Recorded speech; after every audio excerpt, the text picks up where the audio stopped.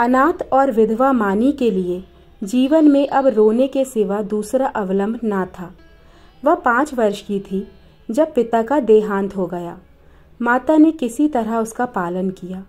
16 वर्ष की अवस्था में मोहल्ले वालों की मदद से उसका विवाह हो गया, पर साल के अंदर ही माता और पति दोनों विदा हो गए।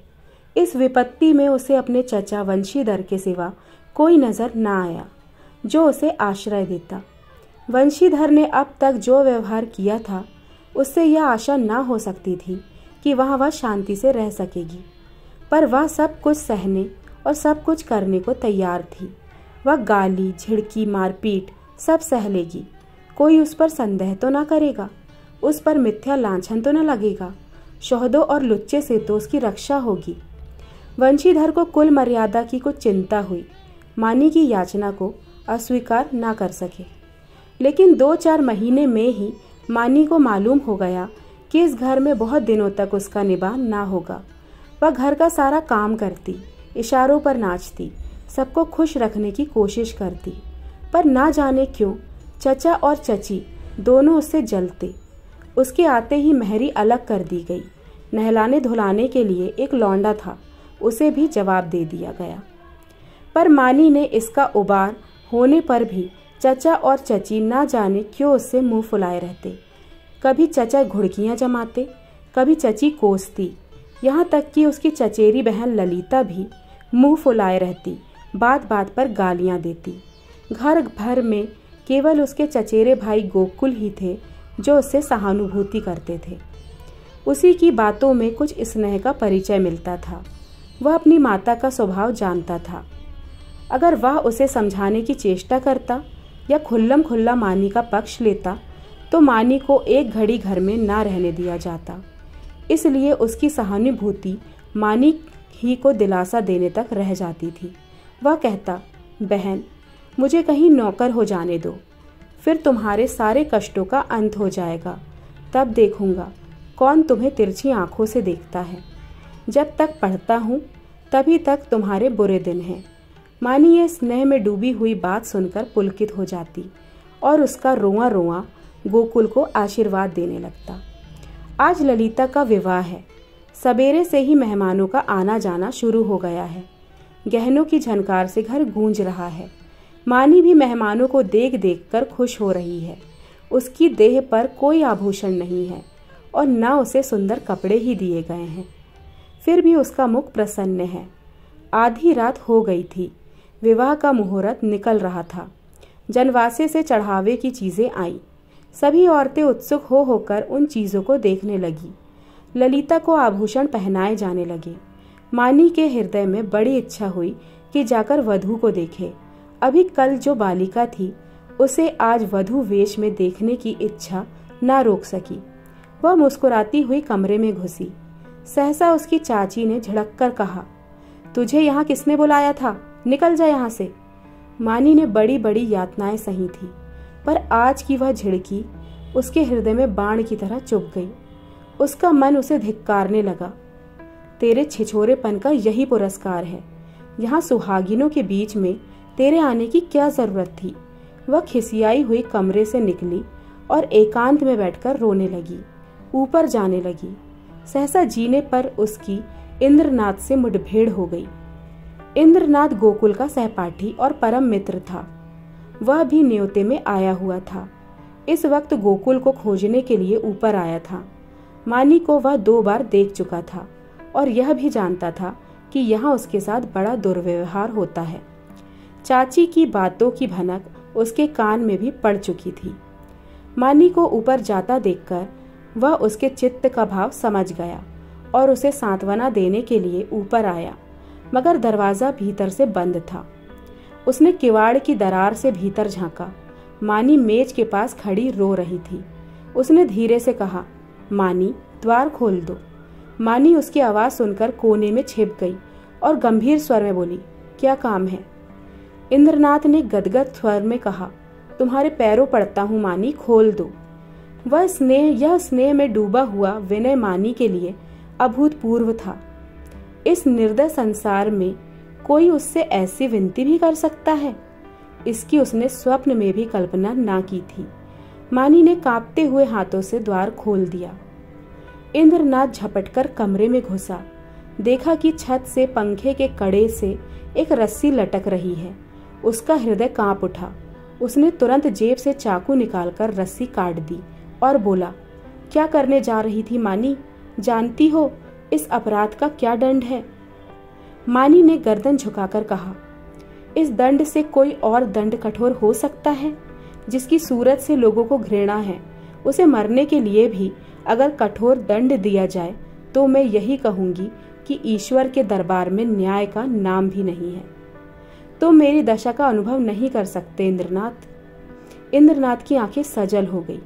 मानी की बातों में कितना कठोर सत्य भरा हुआ है। बोला, सदा ये दिन नहीं रहेंगे मानी। अगर तुम यह समझ रही हो कि संसार में तुम्हारा कोई नहीं है तो यह तुम्हारा भ्रम है। संसार में कम से कम एक मनुष्य ऐसा है जिसे तुम्हारे प्राण अपने प्राणों से भी प्यारे हैं। सहसा गोकुल आता दिखाई दिया। मानी कमरे से निकल गई। इंद्रनाथ के शब्दों ने उसके मन में एक तूफान सा उठा दिया। उसका क्या आशय है यह उसकी समझ में न आया। फिर भी आज उसे अपना जीवन सार्थक मालूम हो रहा था। उसके अंधकारमय जीवन में एक प्रकाश का उदय हो गया था।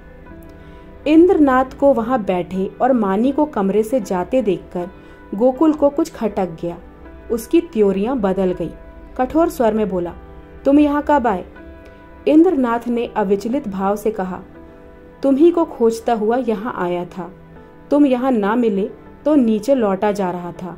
अगर चला गया होता तो इस वक्त तुम्हें यह कमरा बंद मिलता और पंखे के कड़े में एक लाश लटकती हुई नजर आती। गोकुल ने समझा यह अपने अपराध को छिपाने के लिए कोई बहाना निकाल रहा है। तीव्र कंठ से बोला, तुम यह विश्वासघात करोगे? मुझे ऐसी आशा ना थी। इंद्रनाथ का चेहरा लाल हो गया। वह आवेश में खड़ा हो गया और बोला, न मुझे यह आशा थी कि तुम मुझ पर इतना बड़ा लांछन रख दोगे। मुझे ना मालूम था कि तुम मुझे इतना नीच और कुटिल समझते हो। मानी तुम्हारे लिए तिरस्कार की वस्तु हो, मेरे लिए वह श्रद्धा की वस्तु है और रहेगी। मुझे तुम्हारे सामने अपनी सफाई देने की जरूरत नहीं है, लेकिन मानी मेरे लिए उससे कहीं पवित्र है जितनी तुम समझते हो। मैं नहीं चाहता था कि इस वक्त तुमसे ये बातें कहूँ, इसके लिए और अनुकूल परिस्थितियों की राह देख रहा था, लेकिन मामला आ पड़ने पर कहना ही पड़ रहा है। मैं यह तो जानता था कि मानी का तुम्हारे घर में कोई आदर नहीं, लेकिन तुम लोग उसे इतना नीच और त्वाजय समझते हो, यह आज तुम्हारी माता जी की बातें सुनकर मालूम हुआ। केवल इतनी सी बात के लिए वह चढ़ावे के गहने देखने चली गई थी। तुम्हारी माता ने उसे इस बुरी तरह झिड़का जैसे कोई कुत्ते को भी ना झिड़केगा। तुम कहोगे, इसमें मैं क्या करूं? मैं कर ही क्या सकता हूं? जिस घर में एक अनाथ स्त्री पर इतना अत्याचार हो, उस घर का पानी पीना भी हराम है। अगर तुमने अपनी माता जी को पहले ही दिन समझा दिया होता तो आज यह नौबत ना आती। तुम इस इल्जाम से नहीं बच सकते। तुम्हारे घर में आज उत्सव है। मैं तुम्हारे माता पिता से कुछ बातचीत नहीं कर सकता, लेकिन तुमसे कहने में संकोच नहीं है कि मानी को मैं अपनी जीवन सहचरी बनाने का निर्णय कर चुका हूँ। मैंने समझा था अपना कोई ठिकाना करके तब यह प्रस्ताव करूँगा, पर मुझे भय है कि मेरे विलंब करने से शायद मुझे मानी से हाथ धोना पड़े। इसलिए तुम्हें और तुम्हारे घर वालों को चिंता से मुक्त करने के लिए मैं आज ही यह प्रस्ताव देता हूँ। गोकुल के हृदय में इंद्रनाथ के प्रति ऐसी श्रद्धा कभी न हुई थी। उस पर ऐसा संदेह करके वह बहुत ही लज्जित हुआ। उसने यह अनुभव भी किया कि माता जी के भय से मानी के विषय में तटस्थ रहकर कायरता का दोषी हुआ हूँ। यह केवल कायरता थी और कुछ नहीं। कुछ छेपता हुआ बोला, अगर अम्मा ने मानी को इस बात पर झिड़का तो वह उनकी मूर्खता है। मैं उनसे अवसर मिलते ही पूछूंगा। इंद्रनाथ, अब पूछने पाछने का समय निकल गया है। मैं चाहता हूँ कि तुम मानी से इस विषय में सलाह करके मुझे बतला दो। मैं नहीं चाहता कि अब वह यहाँ क्षण भर भी रहे। मुझे आज मालूम हुआ है वह कितनी गर्विणी प्रकृति की स्त्री है, और सच पूछो तो मैं उसके स्वभाव पर मुग्ध हो गया हूँ। ऐसी स्त्री अत्याचार नहीं सह सकती। गोकुल ने डरते डरते कहा, लेकिन तुम्हें मालूम है वह विधवा है।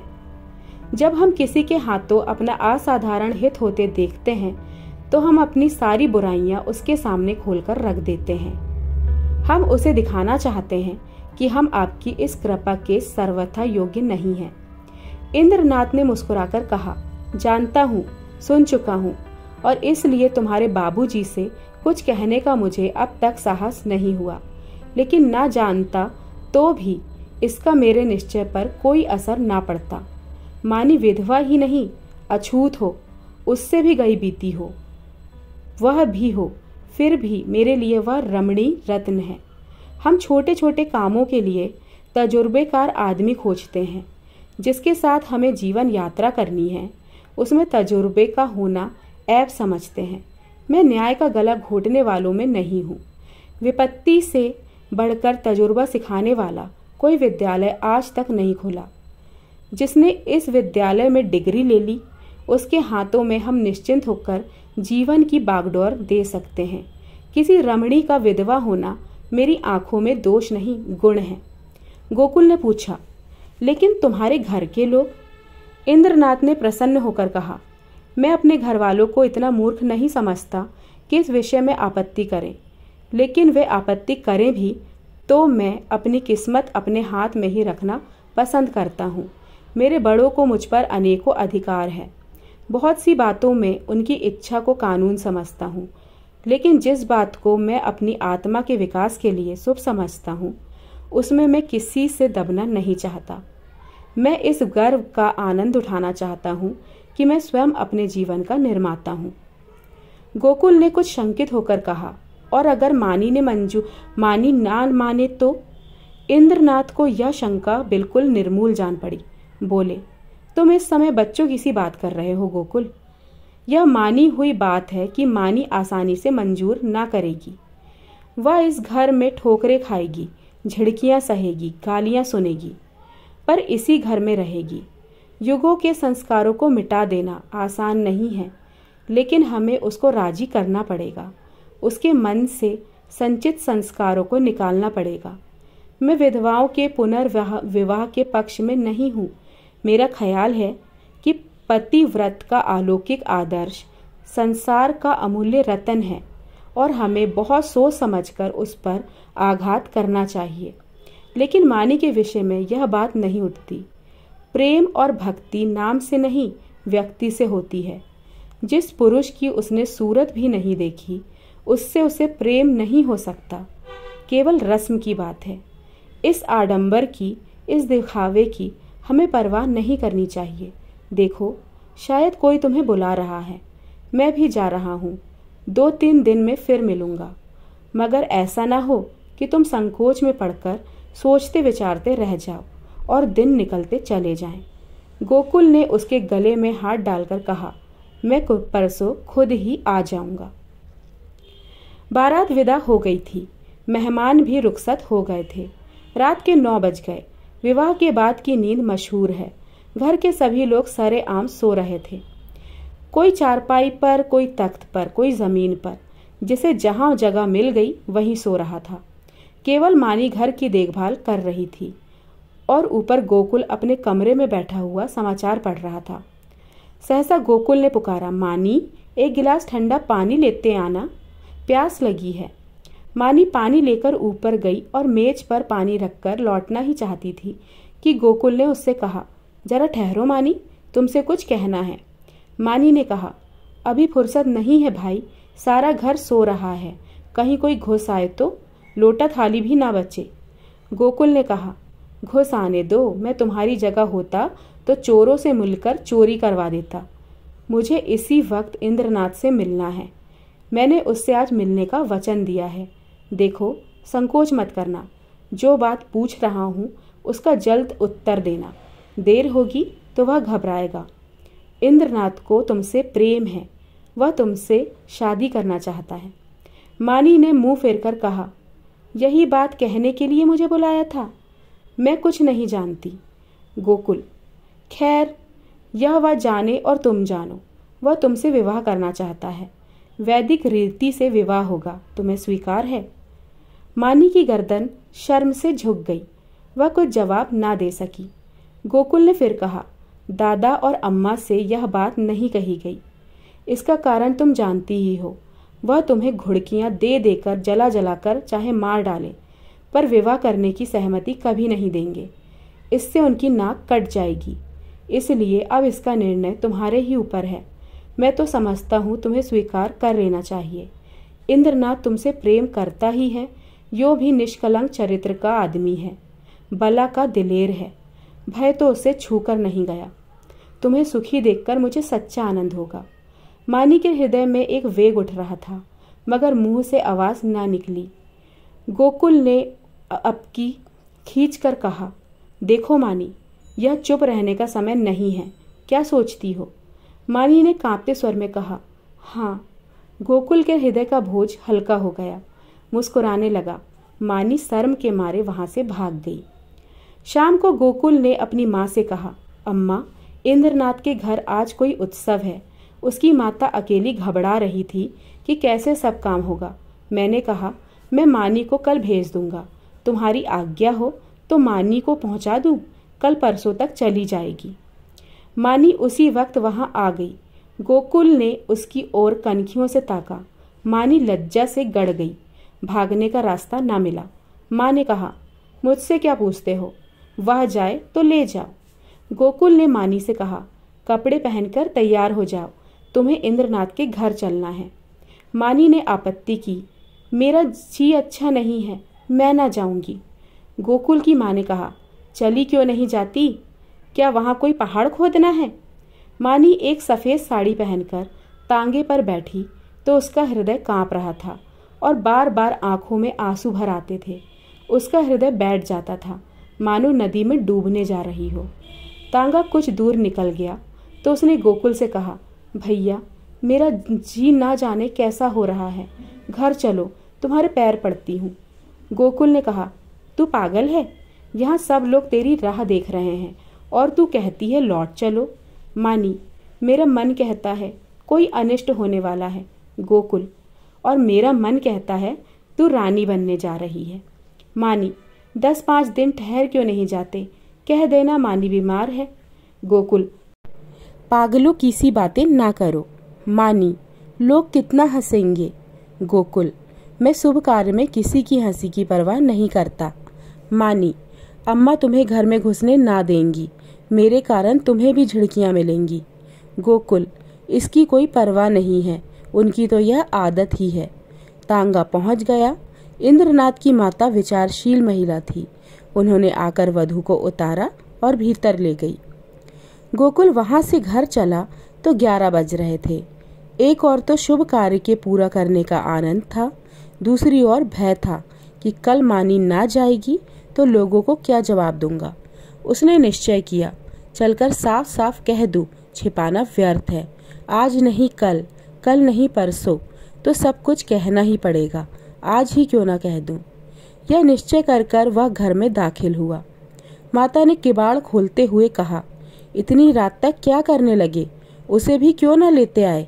कल सवेरे चौका बर्तन कौन करेगा?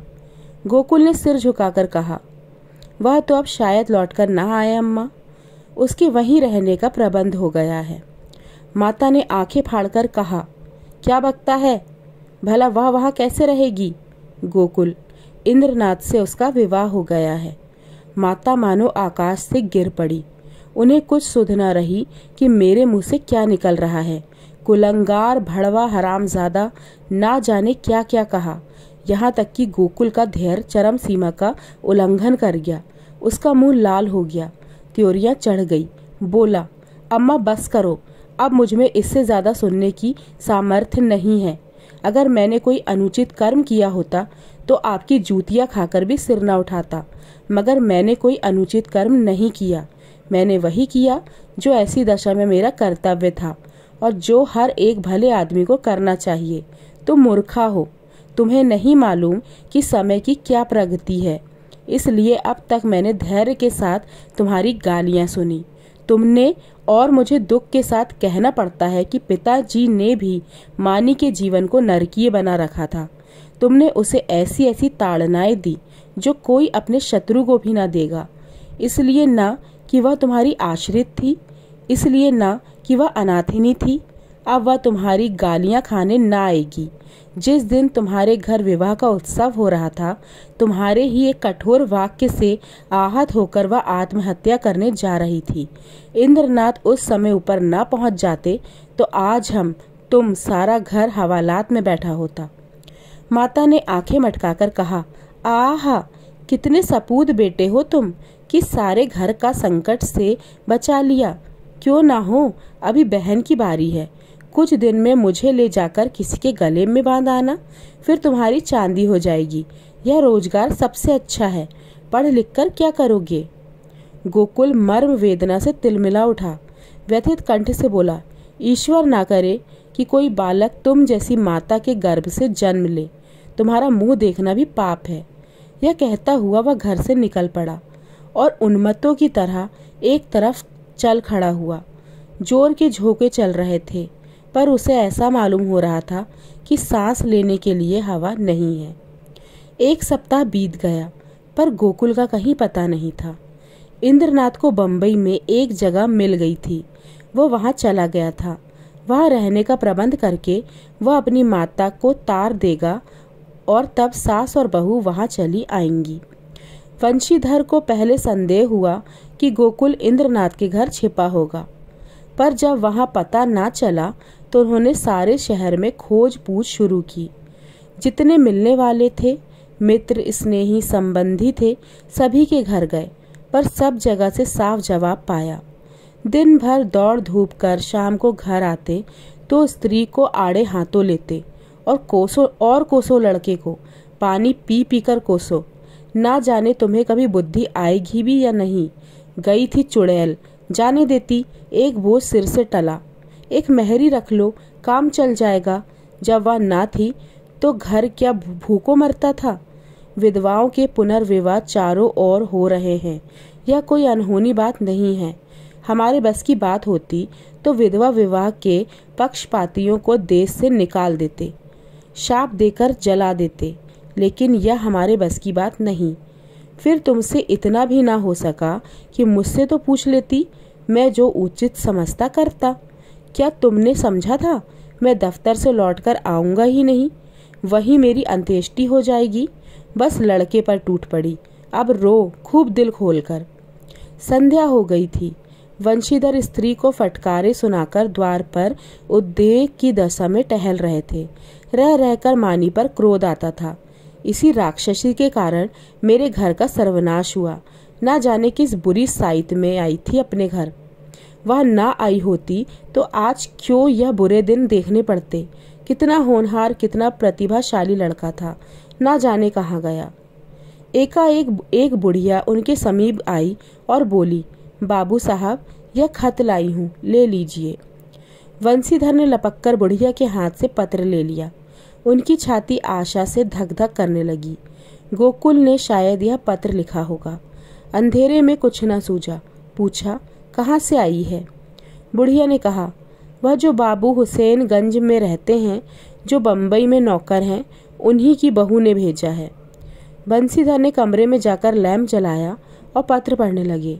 मानी का खत था। लिखा था, पूज्य चाचा जी, अभागिनी मानी का प्रणाम स्वीकार कीजिए। मुझे यह सुनकर अत्यंत दुख हुआ कि गोकुल भाई कहीं चले गए हैं। अब तक उनका पता नहीं है। मैं ही इसका कारण हूँ। यह कलंक मेरे ही मुख पर लगना था, वह भी लग गया। मेरे कारण आपको इतना शोक हुआ, इसका मुझे बहुत दुख है, मगर भैया आवेंगे अवश्य, इसका मुझे विश्वास है। मैं इसी 9 बजे वाली गाड़ी से बंबई जा रही हूँ। मुझसे जो कुछ अपराध हुआ है उसे क्षमा कीजिएगा और चची से मेरा प्रणाम कहिएगा। मेरी ईश्वर से यही प्रार्थना है कि शीघ्र ही गोकुल भैया सकुशल घर लौट आवे। ईश्वर की इच्छा हुई तो भैया के विवाह में आपके चरणों के दर्शन करूंगी। बंशीधर ने पत्र को फाड़कर पुर्जे पुर्जे कर डाला। घड़ी में देखा तो 8 बज रहे थे। तुरंत कपड़े पहने सड़क पर आकर एका किया और स्टेशन चले। बम्बई मेल प्लेटफॉर्म पर खड़ी थी। मुसाफिरों में भगदड़ मची हुई थी। खोमचे वालों की चीख पुकार से कान में पड़ी आवाज ना सुनाई देती थी। गाड़ी छूटने में थोड़ी ही देर थी। मानी और उसकी सास एक जनाने कमरे में बैठी हुई थी। मानी सजल नेत्रों से सामने ताक रही थी। अतीत चाहे दुखद ही क्यों न हो, उसकी स्मृतियां मधुर होती हैं। मानी आज बुरे दिनों को स्मरण करके दुखी हो रही थी। गोकुल से अब ना जाने कब भेंट होगी। चाचा जी आ जाते तो उनके दर्शन कर लेती। कभी कभी बिगड़ते थे तो क्या, उसके भला के लिए ही तो डांटते थे। वह आवेंगे नहीं, अब तो गाड़ी छूटने में थी। थोड़ी ही देर में कैसे आवें, समाज में हलचल ना मच जाएगी। भगवान की इच्छा होगी तो अब की जब यहाँ आऊंगी तो जरूर उनके दर्शन करूंगी। एकाएक उसने लाला वंशीधर को आते देखा। वह गाड़ी से निकलकर बाहर खड़ी हो गई और चाचा जी की ओर बढ़ी। चरणों पर गिरना चाहती थी कि वह पीछे हट गए और आंखें निकालकर बोले, मुझे मत छू, दूर रह, अभागिनी कहीं की। मुंह में कालिक लगाकर मुझे पत्र लिखती है। तुझे मौत भी नहीं आती। तूने मेरे कुल का सर्वनाश कर दिया। आज तक गोकुल का पता नहीं है। तेरे कारण वह घर से निकला और तू अभी तक मेरी छाती पर मूंग दलने बैठी है। तेरे लिए क्या गंगा में पानी नहीं है? मैं तुझे ऐसी कुलटा, ऐसी हरजाई समझता तो पहले ही दिन तेरा गला घोट देता। अब मुझे अपनी भक्ति दिखलाने चली है। तेरे जैसी पापिष्ठाओं का मरना ही अच्छा है, पृथ्वी का बोझ कम होगा। प्लेटफॉर्म पर सड़कों आदमियों की भीड़ लग गई थी और वंशीधर निर्लज्ज भाव से गालियों की बौछार कर रहे थे। किसी की समझ में ना आता था क्या माजरा है, पर मन से सब लाला को धिक्कार रहे थे। मानी पाषाण मूर्ति के समान खड़ी थी, मानो वहीं जम गई हो। उसका सारा अभिमान चूर चूर हो गया। ऐसे जी चाहता था धरती फट जाए और मैं समा जाऊं, कोई वज्र गिरकर उसके जीवन अधम जीवन का अंत कर दे। इतने आदमियों के सामने उसका पानी उतर गया। उसकी आंखों से पानी की एक बूंद भी न निकली। हृदय में आंसू न थे।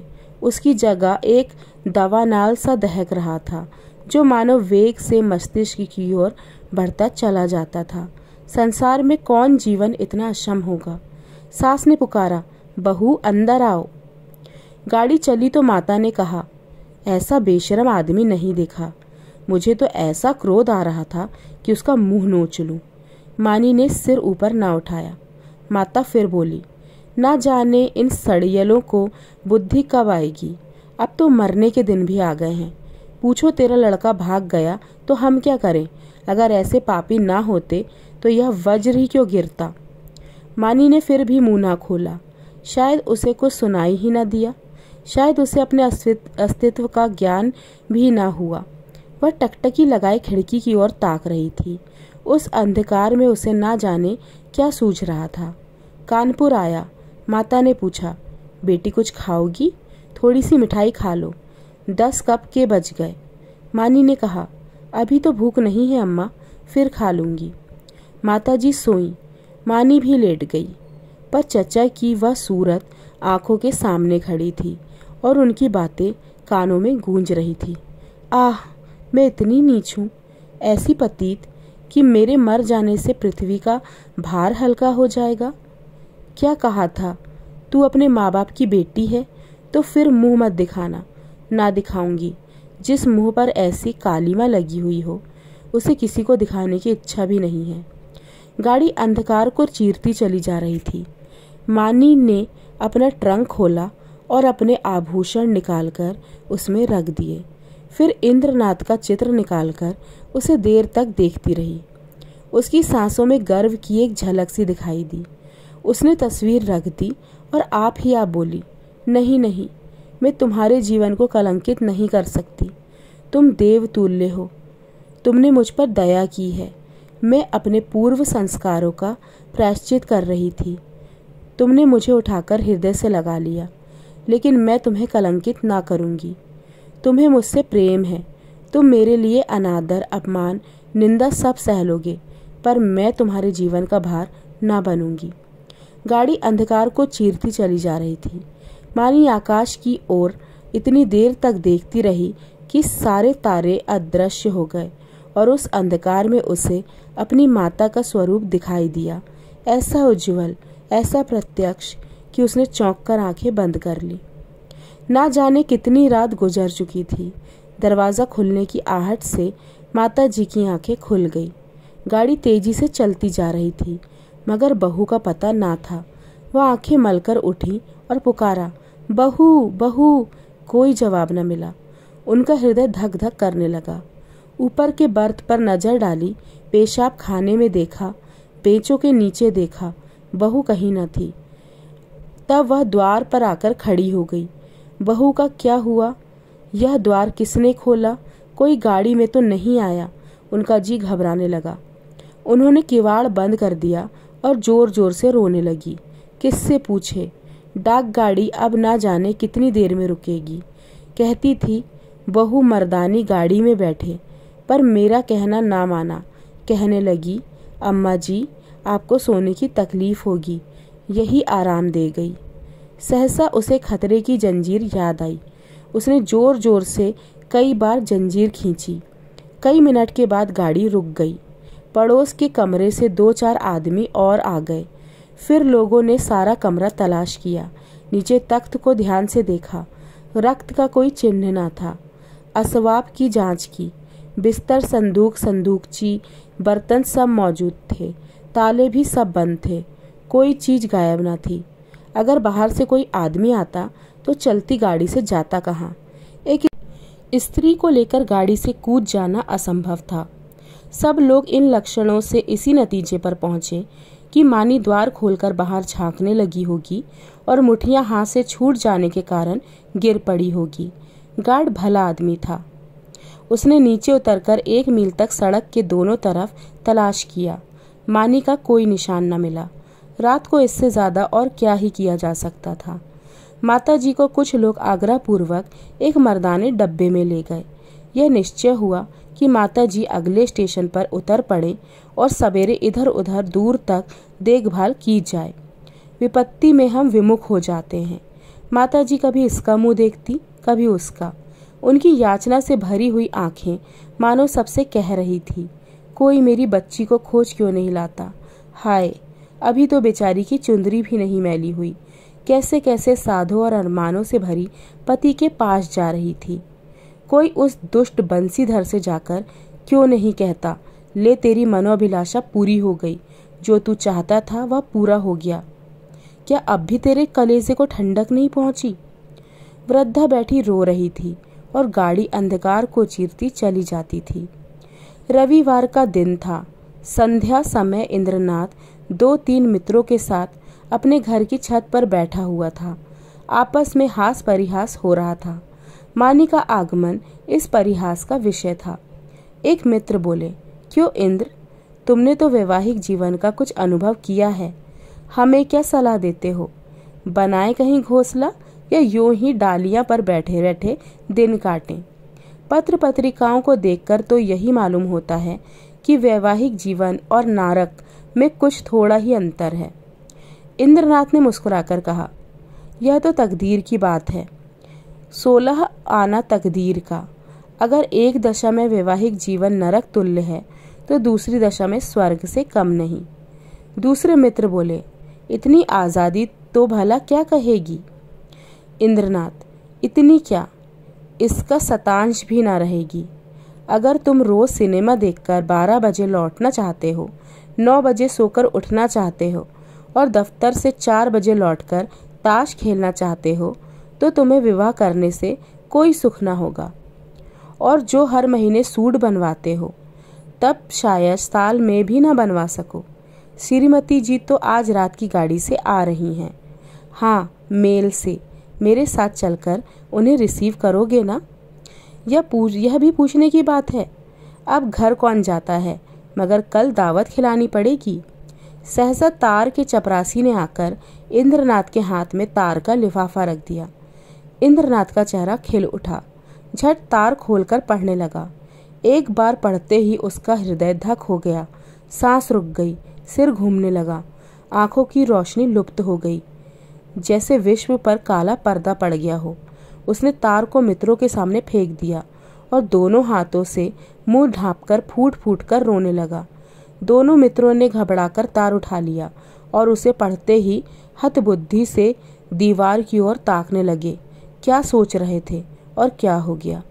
तार में लिखा था, मानी गाड़ी से कूद पड़ी, उसकी लाश लालपुर से 3 मील पर पाई गई। मैं लालपुर में हूँ, तुरंत आओ। एक मित्र ने कहा, किसी शत्रु ने झूठी खबर ना भेज दी हो। दूसरे मित्र बोले, हाँ, कभी कभी लोग ऐसी शरारतें करते हैं। इंद्रनाथ ने शून्य नेत्रों से उनकी ओर देखा, पर मुंह से कुछ न बोल पड़े। कई मिनट तीनों आदमी निर्वाक निस्पंद बैठे रहे। एकाएक इंद्रनाथ खड़े हो गए और बोले, मैं इस गाड़ी से जाऊंगा। बंबई से 9 बजे रात को गाड़ी छूटती थी। दोनों मित्रों ने चटपट बिस्तर आदि बांधकर तैयार कर दिया। एक ने बिस्तर उठाया, दूसरे ने ट्रंक। इंद्रनाथ ने चटपट कपड़े पहने और स्टेशन चले। निराशा आगे थी, आशा रोती हुई पीछे। 1 सप्ताह गुजर गया। लाला वंशीधर दफ्तर से आकर द्वार पर बैठे ही थे कि इंद्रनाथ ने आकर प्रणाम किया। वंशीधर उसे देखकर चौंक पड़े। उसके अनपेक्षित आगमन पर नहीं, उसकी विकृत दशा पर, मानो वितराग शोक सामने खड़ा हो, मानो कोई हृदय से निकली हुई मूर्तिमान हो गई हो। वंशीधर ने पूछा, तुम तो बंबई चले गए थे ना? इंद्रनाथ ने जवाब दिया, जी हाँ, आज ही आया हूँ। वंशीधर ने तीखे स्वर में कहा, गोकुल को तो तुम ले बीते। इंद्रनाथ ने अपनी अंगूठी की ओर ताकते हुए कहा, वह मेरे घर पर हैं। वंशीधर के उदास मुख पर हर्ष का प्रकाश दौड़ गया। बोले, तो यहाँ क्यों नहीं ले आए? तुमसे कहाँ उसकी भेंट हुई? क्या बंबई चला गया था? जी नहीं, कल मैं गाड़ी से उतरा तो स्टेशन पर मिल गए। तो जाकर लेवा लाओना, जो किया अच्छा किया। यह कहते हुए वह घर में दौड़े। एक क्षण में गोकुल की माता ने उसे अंदर बुलाया। वह अंदर गया तो माता ने उसे सर से पांव तक देखा। तुम बीमार थे क्या भैया? चेहरा क्यों इतना उतरा है? गोकुल की माता ने पानी का लोटा रखकर कहा, हाथ मुंह धो डालो बेटा। गोकुल है तो अच्छी तरह, कहाँ रहा इतने दिन? तब से सैकड़ों मन्नत मान डाली, आया क्यों नहीं? इंद्रनाथ ने हाथ मुंह धोते हुए कहा, मैंने तो कहा था चलो, लेकिन डर के मारे नहीं आते। और था कहाँ इतने दिन? कहते हैं देहातों में घूमता रहा। तो क्या तुम अकेले बंबई से आए हो? जी नहीं, अम्मा भी आई हैं। गोकुल की माता ने कुछ सकुचाकर पूछा, मानी तो अच्छी तरह है? इंद्रनाथ ने हंसकर कहा, जी हाँ, अब वह बड़े सुख से है, संसार के बंधनों से छूट गई है। अब माता ने अविश्वास करके कहा, चल नटखट कहीं का, बेचारी को कोस रहा है, मगर इतनी जल्दी बंबई से लौट क्यों आवे? इंद्रनाथ ने मुस्कुराते हुए कहा, क्या करता, माता जी का तार बंबई में मिला कि मानी ने गाड़ी से कूदकर प्राण दे दिए। वह लालपुर में पड़ी हुई थी, दौड़ा हुआ आया, वहीं दाह क्रिया किया, आज घर चला आया। अब मेरा अपराध क्षमा कीजिए। वह और कुछ न कह सका। आंसुओं के वेग ने गला बंद कर दिया। जेब से एक पत्र निकालकर माता के सामने रखता हुआ बोला, उसके संदूक में यही पत्र मिला है। गोकुल की माता कई मिनट तक मरमाहत सी बैठी जमीन की ओर ताकती रही। शोक और उससे अधिक पश्चाताप ने सिर को दबा रखा था। फिर पत्र उठाकर पढ़ने लगी, स्वामी, जब यह पत्र आपके हाथों में पहुंचेगा तब तक मैं संसार से विदा हो जाऊंगी। मैं बड़ी अभागिन हूँ, मेरे लिए संसार में स्थान नहीं है। आपको भी मेरे कारण क्लेश और निंदा ही मिलेगी। मैंने सोचकर देखा और यही निश्चय किया कि मेरे लिए मरना ही अच्छा है। मुझ पर आपने जो दया की थी उसके लिए आपको क्या प्रतिदान करूं? जीवन में मैंने कभी किसी वस्तु की इच्छा नहीं की, परंतु मुझे दुख है कि आपके चरणों पर सिर रखकर ना मर सकी। मेरी अंतिम याचना है कि मेरे लिए आप शोक न कीजिएगा। ईश्वर आपको सदा सुखी रखे। माता जी ने पत्र रख दिया और आंखों से आंसू बहने लगे। बरामदे में बंसीधर निस्पंद खड़े थे और जैसे मानो लज्जानत उनके सामने खड़ी थी।